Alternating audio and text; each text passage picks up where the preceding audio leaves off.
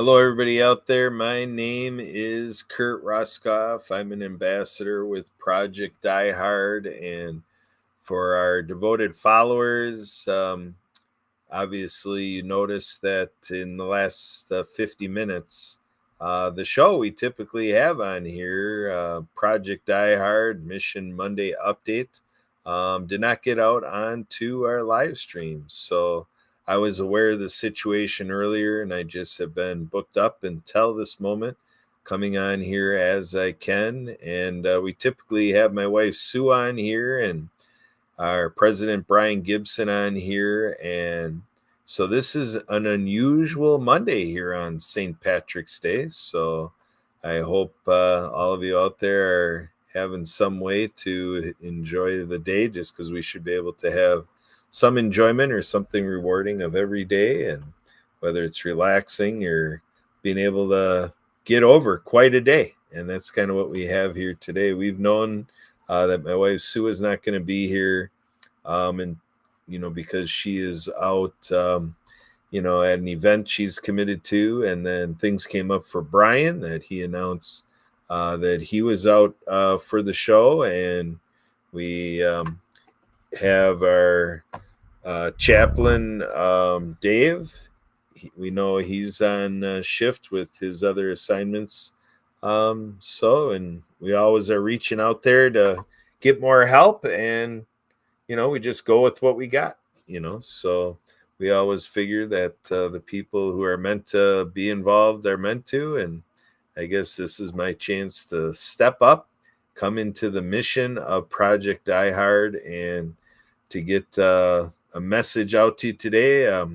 For all I know, in the last 50 minutes, we might have had some other friends that came in here trying to get in and waiting to join in. I know Santa Papa John was going to try, and so I don't know if he tried and gave up because I was in here. I had things coming up around here that I had to tend to, and so we just do what we can when we can. We do the best, and we've had quite a track record here.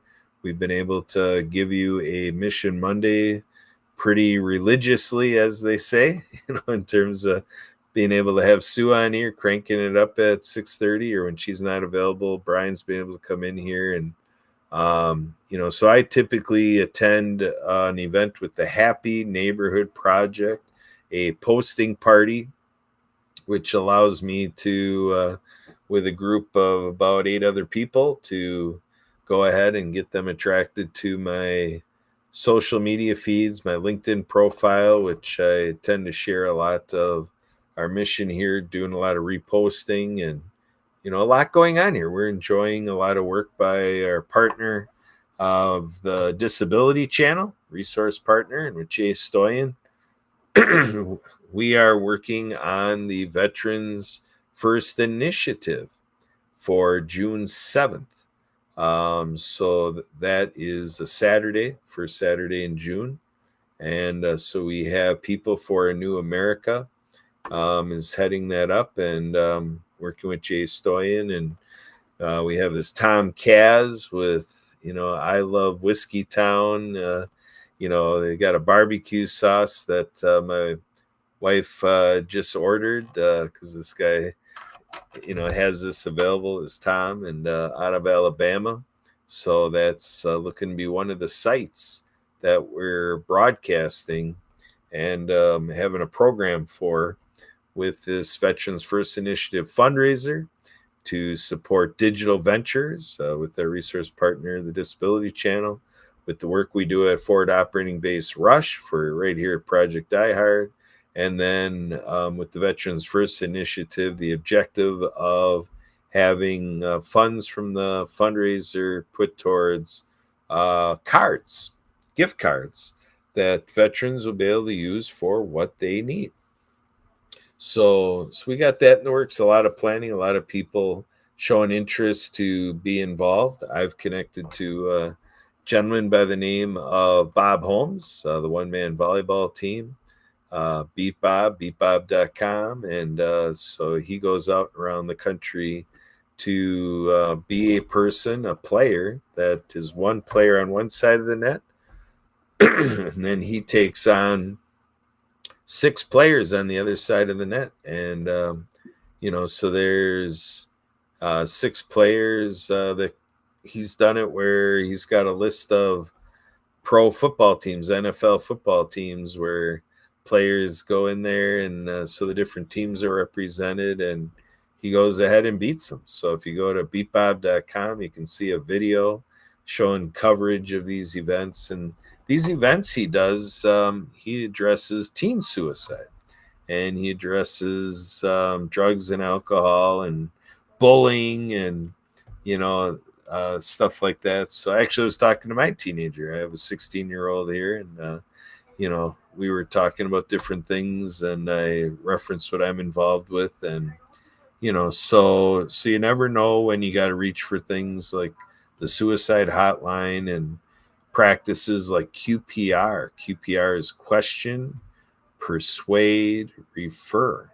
So when we're around, people who might be in this type of thought process of suicide ideation, um, the preparations that I've had, people have been sharing with me that we need to take every conversation seriously in terms of when people might be expressing these thoughts, and to get the people involved that need to be involved. I used to be an EMT, and as an EMT, you'd be trained as EMT basic, EMT IV, IV tech, paramedic, so on and so forth. And the rule of thumb is you always want to get people to someone of equal or greater qualifications, until they get all the help they need. And especially on the issue of suicide, we always want to get the person that, presents themselves in that way, or even possibility. That's why Q is question, so we ask the questions to check our thoughts. And if we're not sure, you always move ahead. They call that pertinent negatives. You don't rule anything out until you get the information and everything is 100% contrary to the possibility. I had experienced that as a cardiac patient. I had heart issues, and this goes back 20 years ago. And, I was an EMT at the time and went to the ER and happened to get medical control, on as my doctor. So I'm going in, and the guy who trains me as an EMT is taking care of me. And he's talking to me kind of like he knows I can understand. He's like, I can't rule out cardiac.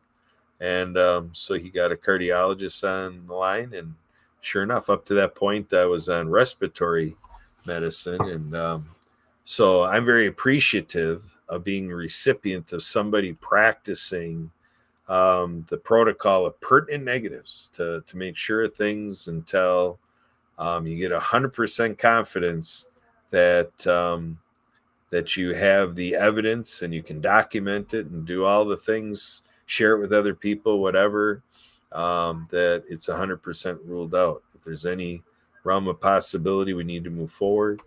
So here at Project Die Hard, we are in need of all the things.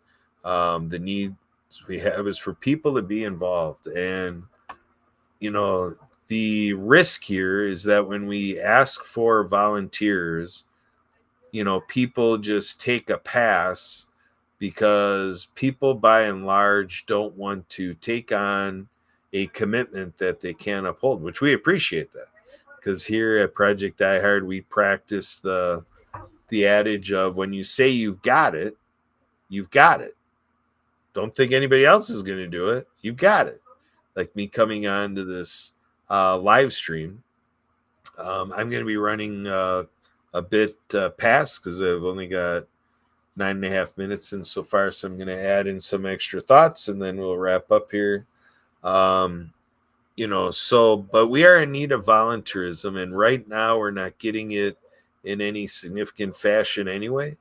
So I appeal to all of you out there, even if you've only got an hour here or there. In my practices of volunteerism and trying to roust up volunteers, I ask people to say, what does it look like 5 hours a month? So, like, let's look at this podcast. We're on here every Monday. and say there's even, like this month, 5 Mondays in the month, and we're here for an hour. We're supposed to be on here for an hour of live streaming with this show, and say that could be a way somebody helps. Just come and hang here and add to the conversation, be a part of this. Just look, if we had another person as part of our podcasting team, we could have had a podcast starting at 6:30. We do not have enough people in our team. And, to me, I'm here because I am serious about, hey, 8 billion people on the planet. We have a serious issue here that in the history of 175 billion people on the planet, we have never solved this issue of veteran suicide. It has not been solved by anybody. President Trump can't claim it. You can't claim Health and Human Services ever. VA can't claim it. Brian Gibson can't claim it. Project Die Hard can't claim it. None of us have solved the issue of veteran suicide. And that to me is a catastrophe. That's a pandemic. That's an epidemic. It's something plaguing all of us. Sure, the stats are the veterans that we've lost to suicide, but to me, that's the tip of the iceberg. That's the symptom. It's, Brian, was a medic, with the Army, and I was an EMT. The idea is you get these signs and symptoms, but you have to put it all together to say, what are we really doing? You get a working diagnosis, and then you offer some treatments, and you start to put it all into play, and you keep, you keep getting your vitals, and you keep seeing how you're doing, if things improved or if you're working against what you're trying to solve. And that's what we're doing here on the issue of veteran suicide. So we have a forward operating base rush in McCann, Illinois, that we've been working on for a few years to get this thing where it needs to be, and it is a slow going, ever so slow. It's really a test of patience, and it's a test of resource. It's a test of mental capacity to look at that we have this treasure of 20 acres of property, a 10,000 square foot property that I've known about for over 2 years with Brian and everything going on here. I could have done a lot more. I sit here in a lot of woulda, coulda, shoulda. And I know, talking to Brian, I know Brian is always talking to me like, doggone it, Roscoff, go out there and, get the money coming in, because we're looking at Hope Stock. Hope Stock, Friday, Saturday, Sunday, in July 25th, 26th, 27th. And we've been talking about this for 5 months, and the last 3 months been, putting it out there pretty seriously. We got an op order to show, that we've got to have the budget for t-shirts. And, we got these bands that are all set up, ready to perform. And we're looking at March 17th and how to follow the op order and to, check all the boxes to make sure we're making the progress needed to keep the event of Hope Stock. And I think what happens is that people out there see a date of July 25th, 26th, 27th, and myself included, we procrastinate, don't we? We put it out of our minds because we got so much going on in our life that we got to figure out how we're going to get through the day, the week, the month, and so forth. So we do nothing. We do nothing because the date is out there. So I'm on here really letting you know that I'm calling out for help on behalf of Project Die Hard, on behalf of Brian Gibson, on behalf of the veterans, which a lot of people have heard the beat to that drum from right here, Project Die Hard, quite a bit. And if not a lot from here, Project Die Hard, for whatever reason, it just means you're not tuned into us as much, but from other places. And, I've addressed this in past Mission Monday shows in my commentary, that the mentality is so easy to say, I don't know exactly, or I don't know much. I don't even have a vague idea how I would help. So the idea is it's communication. I just think about stuff that I've been dealing about today and over the weekend and last week. So many of the things that I've been dealing with here in March has been about communication. It's like, you know, testing all of us, and even for myself to say, Brian can tell you, I could have done better to communicate to him as our president with my wife, Sue. I could have communicated better to her on stuff her and I are working on. This is just a priority item to communicate. So what I'm asking is my email address is Kurt, Kurt, at projectdiehard.org. Please email me. Even if it's like, Kurt, I really didn't know what you were all saying there, but it sounded good. It sounded like you were speaking from your heart. I got a little of it. Keep up the good work. I love what you're doing. Or I've got some thoughts. I don't know if it's helpful. I know a guy, I know a person, I know a group. You know, to me, we all got to do this together. I've said, I think Brian would have to agree. I've said probably 100 times in the last 2 years that it's an all hands on deck initiative.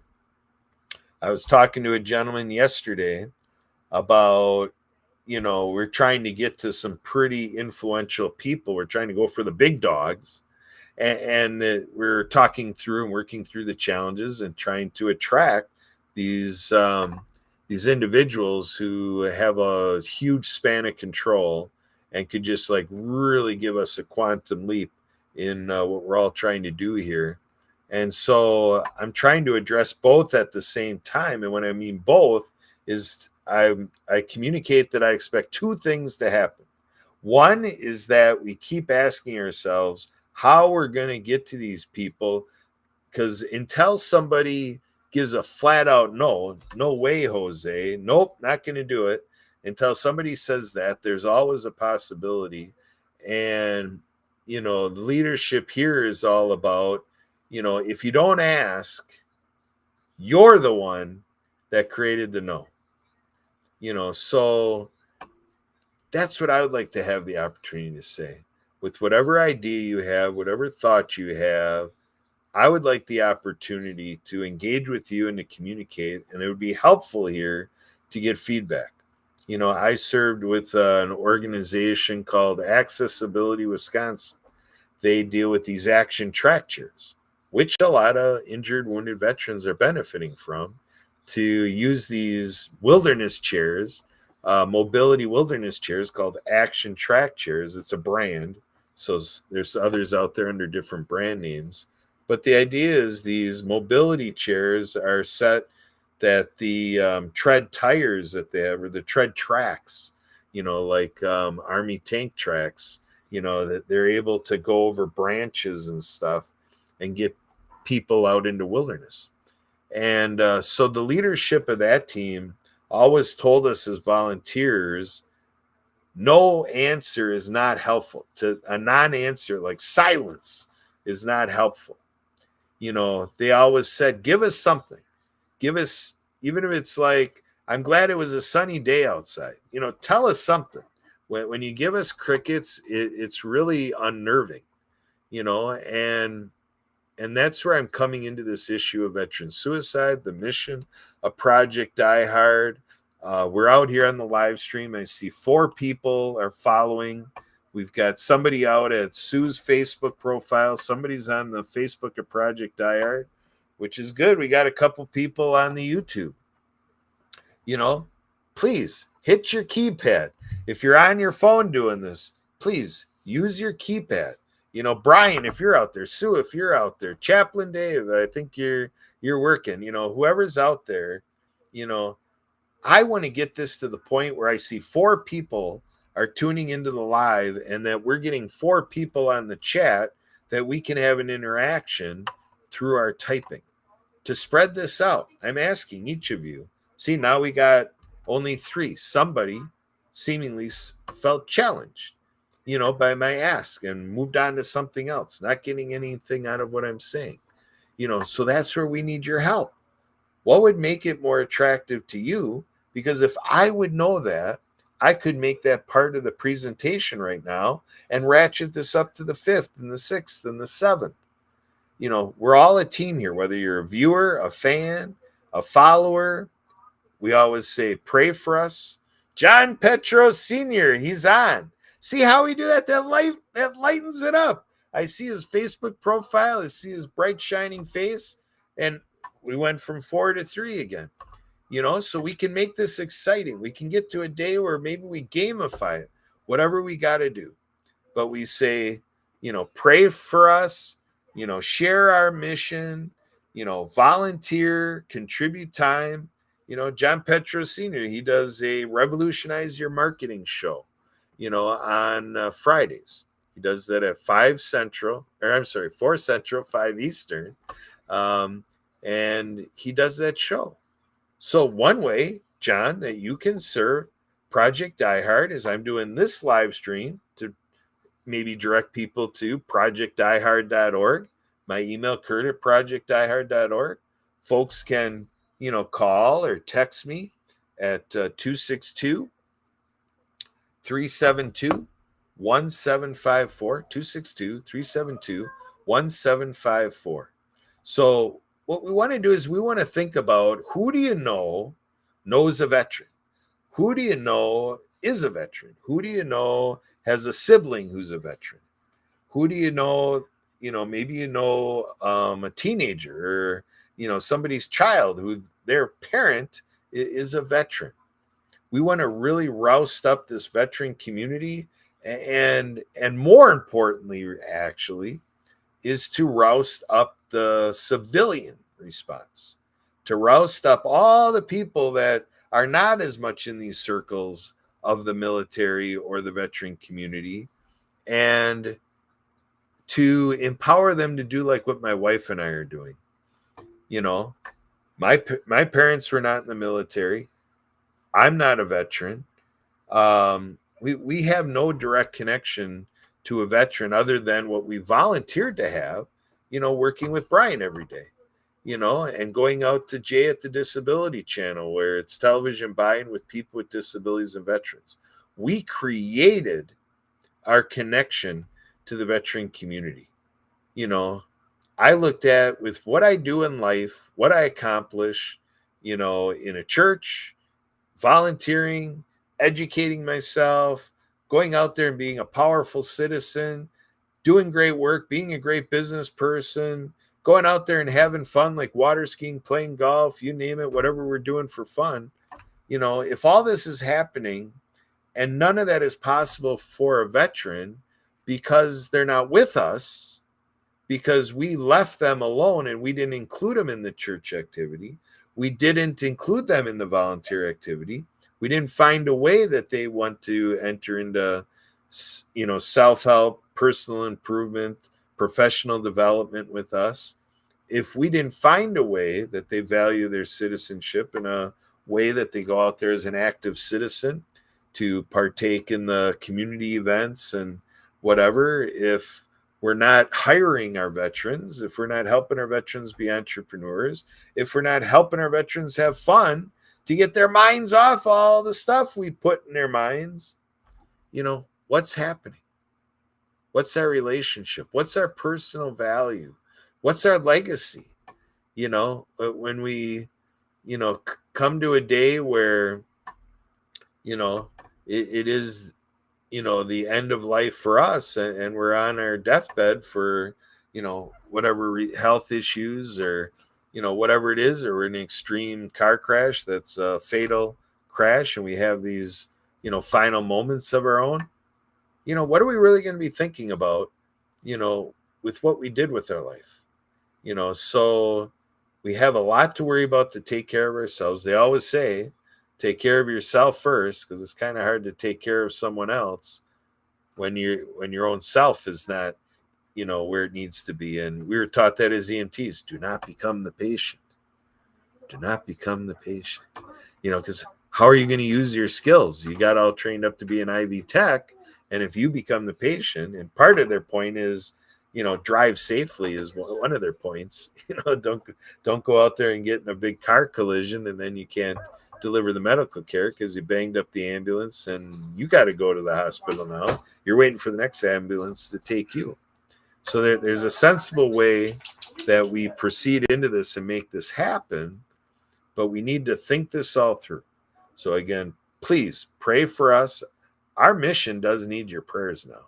There's things going on with the banking, our event planning, with our partnerships, with our volunteers.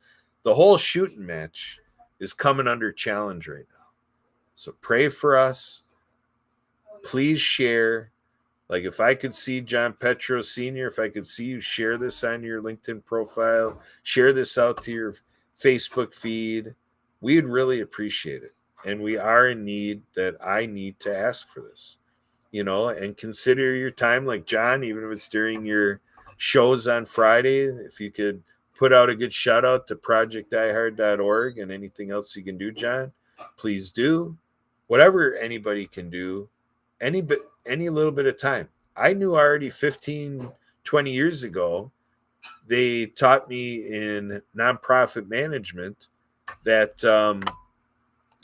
that basically people, as far as volunteerism, the trend was events. So like our Hope Stock, the point is like maybe for a Hope Stock weekend, maybe they'll help Project Die Hard for the event and then be able to do the event thing and then walk away without a commitment. We knew that 20 years ago already. Huge trend, to all of that. So with what we need to do throughout the year, we already know we need to make a lot of the volunteerism eventful, that people can plug in, they can look on their calendar and say, yes, I can help for the Paul Bunyan Project, or I can help for the, fill the can, project, so on and so forth, and help on a certain day at a certain time, make an appointment, feel good, you help the organization, and then go back to life and then reboot and figure out, when you can offer that next set of hours, type of thing. We already know that. The incidental volunteerism is helpful because if we get 20 volunteers that offer a few hours at a crack, we now just racked up 60 hours because people are in this mindset. So pray for us, share the mission, share it on social media, share it when you can through the grapevine, whatever you can do. Go ahead and let us know if you can volunteer and to consider your financial resources, whether it's throwing $1, like sometimes when you pass the hat, you throw $1, whether it's $1, $10, $20, $22, whatever you can do, every dollar is appreciated, because if we have 1,000 people saying they can't donate $22, well, then we just lost a lot of money, not taking $1 per person. So whatever it is, the ultimate goal here is to get patrons who commit to $22 a month ongoing. And we know there's a lot of people out there that can do that. $22 a month, 12 months a year in and year out, and to be our patrons that keep that financial resource coming. So we ask you to help us find those financial partners. And we want to get to know about you. We want to know your story, how things tick for you, what's happening in your life, because this is a community. We're building a community here. So we have our, headquartered out of Paducah, Kentucky. We got a forward operating base in McCann, Illinois. Whoever can help us out of those local communities, we need that. We need to find more people in the local areas. And we're building up this virtual capacity. I'm in a lot of conversations where we're talking about international. Brian just talked to me about an Australian partner I conjured up. And it's kind of like, well, how is that person in Australia exactly? We know it's possible, but the leadership wants to know how exactly is this going to happen? Because we don't want to put all our resources or give attention to this Australian partnership if they're just really going to do their thing in Australia and we're not going to really feel their love over here in the United States. Makes sense. But that's just it. We need to talk it all through. We need to figure out how we coordinate it, get it down to the bottom line, and create an outcome that really matters. And we really are counting on you. So again, thanks, John Petro Sr., for announcing that you're on. We got a couple other people on here. We had that fourth person. We had 4 viewers off and on there for a little bit. We appreciate all the viewings out there. Again, keep sharing it. I'll mention it at my in-person event tomorrow night. That a boy, John. There you go.